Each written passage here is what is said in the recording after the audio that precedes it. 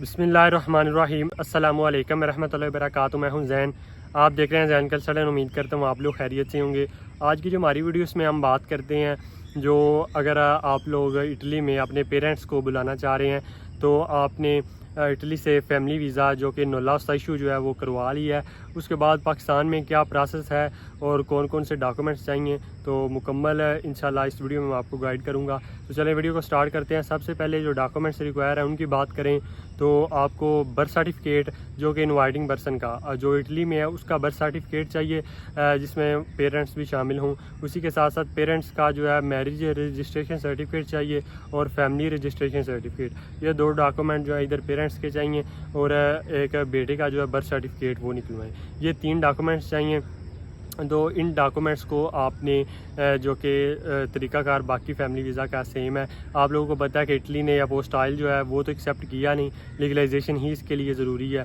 तो लीगलाइज़ के लिए आपने सबसे पहले ये डॉक्यूमेंट्स निकलवाने हैं। निकलवाने के बाद इनको चेक करवाना है। चेक करवाने के बाद जो इनमें गलतियाँ होंगी करेक्शन करवानी है।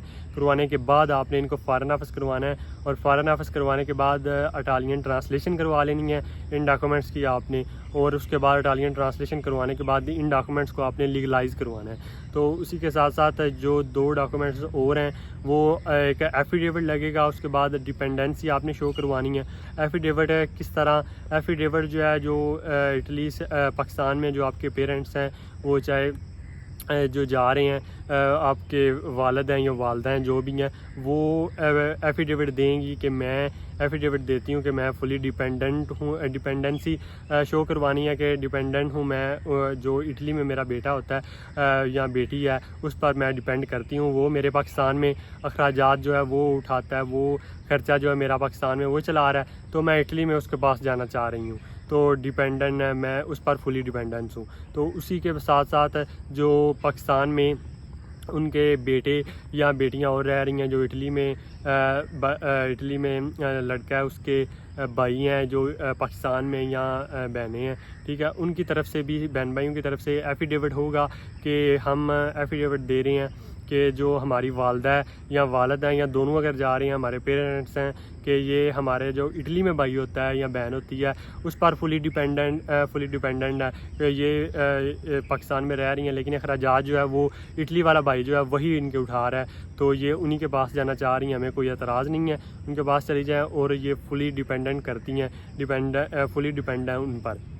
तो उसी के साथ साथ आपने डिपेंडेंसी शो करवाते हुए कोई चीज़ जो है पैसे भेजने की रसीदें जो हैं वो आप साथ अटैच कर दें। और पैसे भेजने की रसीदें इस तरह नहीं कि आपने 1 मंथ पैसे भेजे हैं या 1-2 रसीदें आपने साथ अटैच कर दी हैं कि प्रूफ दिखा दी है कि मैंने इनको पैसे भेजे हुए हैं, या 1 मंथ की आपने पैसे भेजे हैं उसके बाद 2-3 मंथ छोड़ के फिर जो है पैसे भेजे हैं तो वो आपने साथ अटैच कर दिए। वैसे मसला नहीं है, आप रसीदें आप डिपेंडेंसी शो करवा दें, लेकिन इस तरह जो है इस वीज़ा के आप लोगों को पता है कि 50% चांस होते हैं कि ये रिजेक्ट भी हो सकता है और लग भी जाता है। तो आपने फुली डिपेंडेंसी अपनी तरफ से पूरी कोशिश करनी है, डिपेंडेंसी फुल शो करवानी है। आप जो है वो कम से कम साल से ऊपर की, साल से भी ज़्यादा जितनी आपसे हो सकें आप रसीदें अटैच करें और मुसलसल इनको हर महीने पैसे भेजते रहें और वो रसीदें जो है वो आप साथ अटैच करें ताकि उनको पता चले कि ये फुली डिपेंडेंट हैं, जो इटली में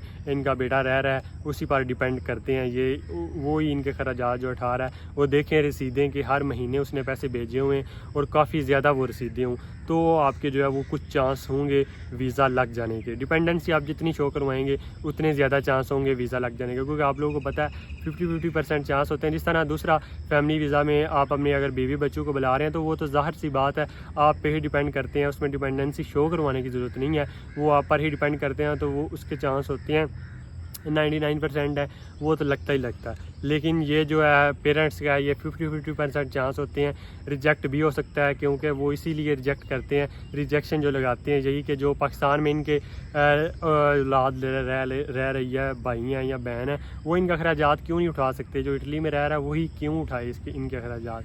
तो इस तरह का सीन है। तो आपने ये डॉक्यूमेंट जो लीगलाइजेशन करवा लेने हैं, लीगलाइज करवा के आपको वापस मिलने हैं। उसके बाद आपने वीज़ा के लिए ये डॉक्यूमेंट्स जमा करवाने हैं और आपको इन दोनों के लिए अपॉइंटमेंट्स चाहिए होगी। अगर लीगलाइजेशन के अपॉइंटमेंट्स की बात करें तो वो अभी अपॉइंटमेंट्स नहीं मिल रही, तकरीबन 6 महीने हो गए हैं, अपॉइंटमेंट्स जो है वो बिल्कुल भी नहीं मिल रही।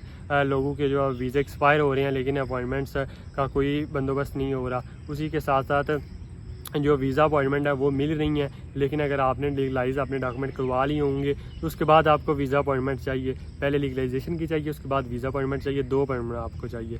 तो उम्मीद करता हूँ वीडियो आप लोगों को पसंद आई होगी। अगर वीडियो पसंद आई तो मेरे चैनल को लाजमी सब्सक्राइब कर लें और मेरे नेक्स्ट आने वाली वीडियोज़ तक जो है अपना ख्याल रखिएगा, चैनल को प्यार दिखाएगा। अल्लाह हाफिज़।